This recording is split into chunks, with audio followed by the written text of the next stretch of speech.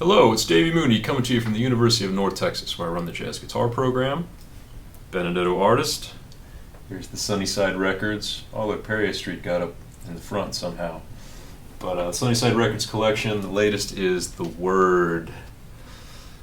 Me and Kawamura pick up a copy or stream it in all the relevant platforms and retailers and what have you. Got my two Mel Bay books, Personalizing Jazz Vocabulary and Into the Labyrinth, and the new one, it's in the final stages, I swear y'all, it'll be out soon. And let's see, it is early May here at the University of North Texas. We are done with our juries. I just got to submit my grades, finish up grading in my improv class, stuff like that. And yeah, man, it's been real, as it always is. Semester here is full of ups and downs and adventures and all that good stuff.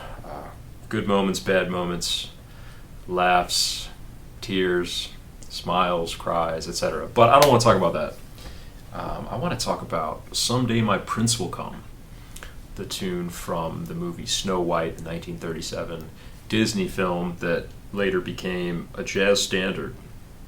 And I was thinking about it because it comes up a lot when you're playing a set or a social gig or anything like that, and you kind of feel like you need something that's not necessarily a ballad, but not just a swinger, so a waltz, in other words. It's probably one of the top 5 kind of 3-4 waltz tunes that gets called, maybe along with, Bluesette. And I remember back in the day, we all used to play Up Jump Spring, Freddie Hubbard. I don't know if that one gets called as much anymore. Tenderly, I like Tenderly in 3. And you could put any tune, play it as a waltz. I played Fly Me to the Moon as a slow waltz the other day, which was an interesting experience.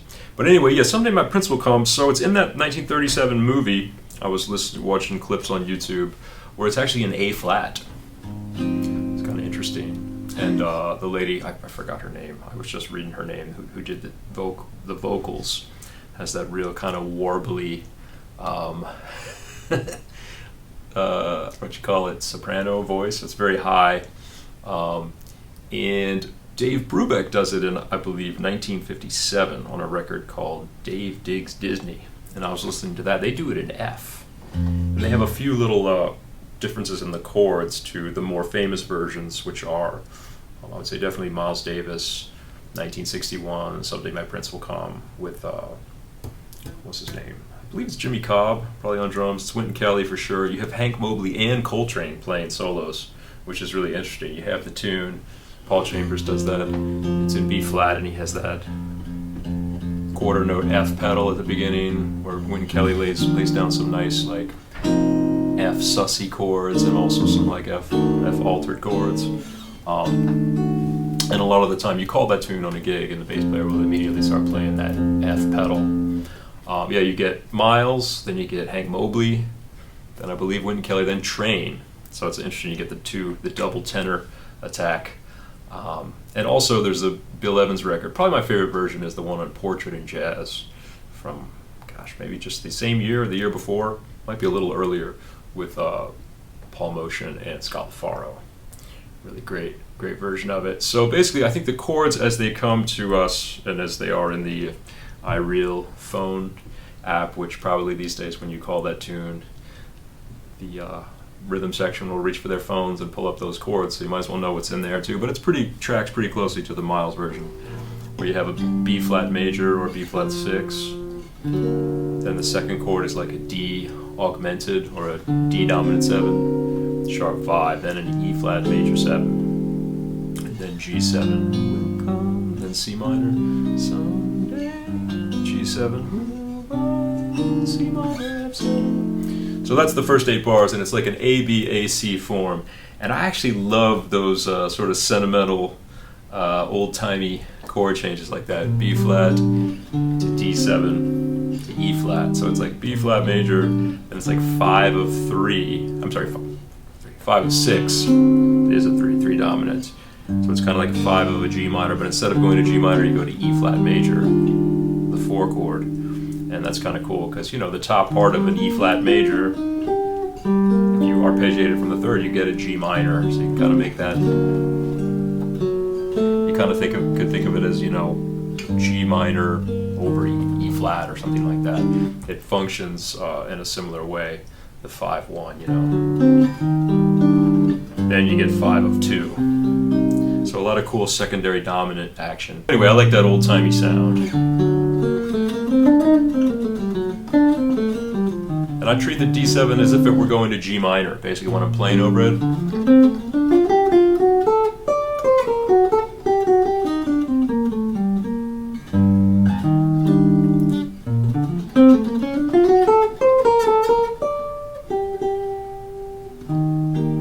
Going to E flat Lydian. Then the G7 going to C minor. So maybe if there's a scale, I don't know if you really have time to play a scale. I guess it'd be kind of for the D7 like a G harmonic minor kind of sound, or just the augmented.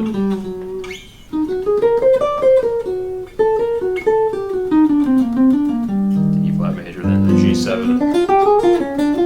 Chords go by pretty fast, so I don't know if it's like scales are really the best choice, but just arpeggio and arpeggio fragments. And for me, you know, I go into it in a lot of detail and into the labyrinth, not on this song, but just in general, the stuff that I play.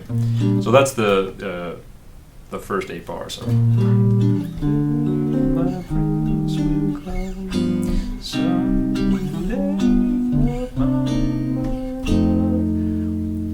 2-5, and then instead of going back to 1, the middle 8 bars, or the second 8 bars, you have like D minor, or really B flat over D, C sharp diminished, C minor, F7, and that happens twice. D minor, B flat over D, C sharp diminished, C minor, F7, and that's that progression that I've talked about a lot in various videos with these standards, like the flat 3 diminished going to 2 is such a common chord progression. A lot of Tom Jobim's music, a lot of standards where you have like it's like how insensitive, and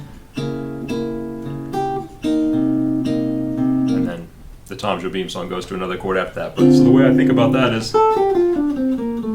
that C sharp diminished is 5 of 3, so it's sort of 5 of the chord it just came from.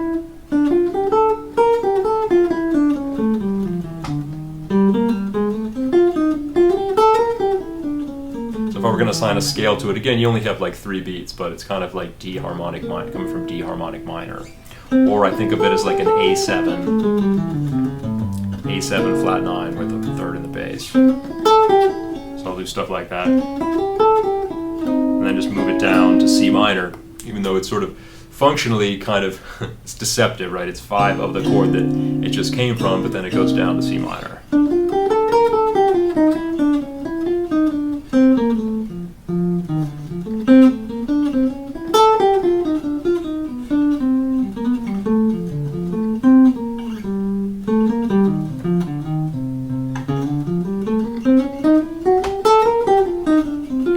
You know, diminish, you could go kind of a half whole diminished thing would work as well, but I think functionally, you know, it's a 5 of 3 in the key of B flat.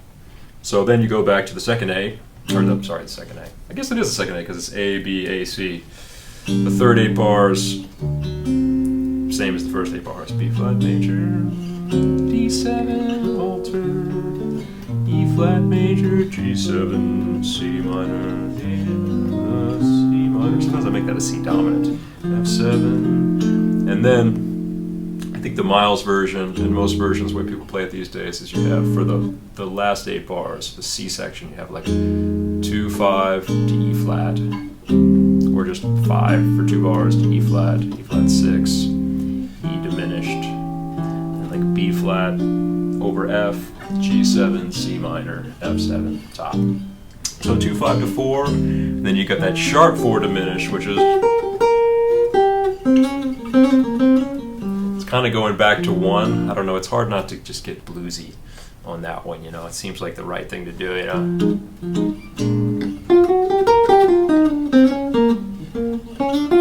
You know,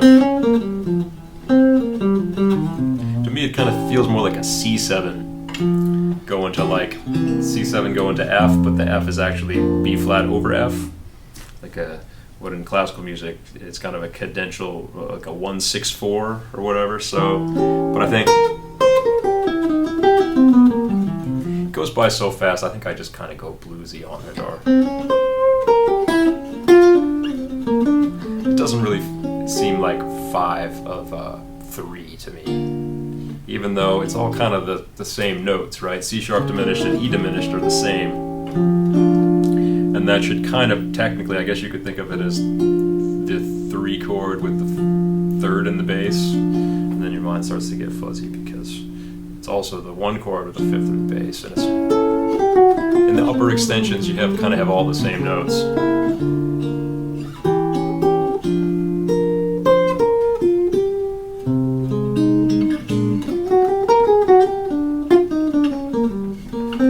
Have like 1, 2, 3 to deal with it before you get back to the 1 chord. So, a lot of the time I'll go bluesy, or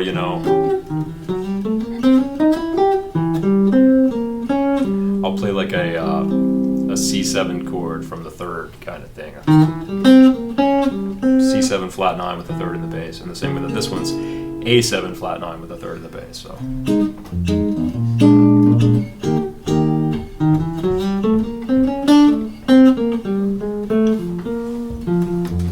It's funny though, in the original, I swear I hear the one from Snow White, I hear them going, they're in A flat, but I hear them going like,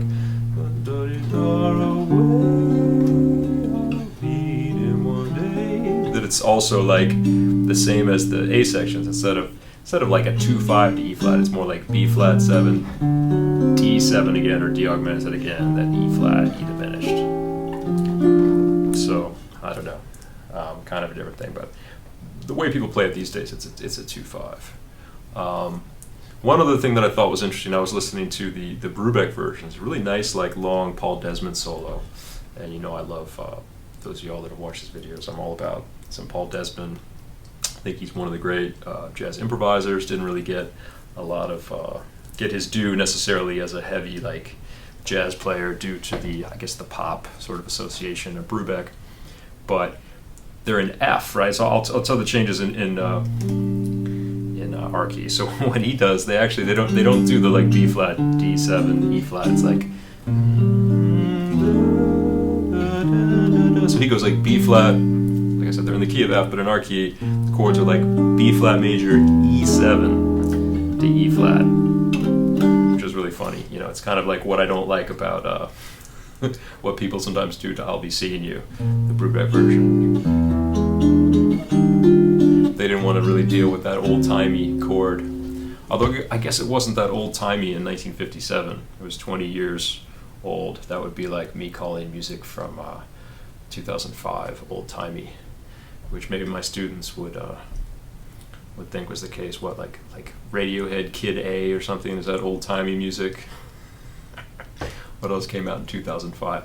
Anyway, y'all, so it's a really nice tune. I actually just posted a video of me and my friend and colleague here, Noel Johnston, playing this in a guitar departmental. For the last one of the year, we just played some duo tunes, me and Noel, and also me and Paul Metzger, the 2 adjunct professors here.